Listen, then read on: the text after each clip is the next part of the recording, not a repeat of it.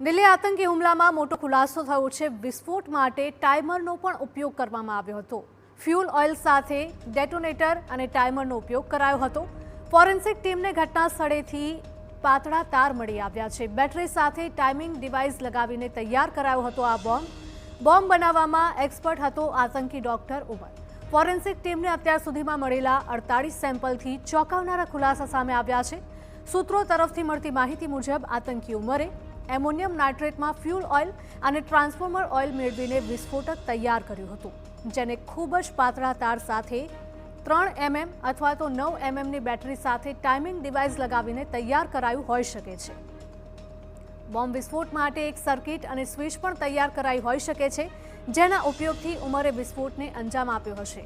હાલ તપાસ એજન્સીઓ એ તપાસ કરી રહી છે કે ઉમરે આ ઘાતક બોમ્બ ક્યારે તૈયાર કર્યો। શું લાલ કિલ્લામાં પાર્કિંગ દરમિયાન વિસ્ફોટક જોડે ટાઈમર અને ડેટોનેટર જોડ્યા હતા કે પછી દિલ્હીમાં એન્ટ્રી લેતા પહેલા જ ઉમરે બોમ્બ તૈયાર કરી લીધો હતો।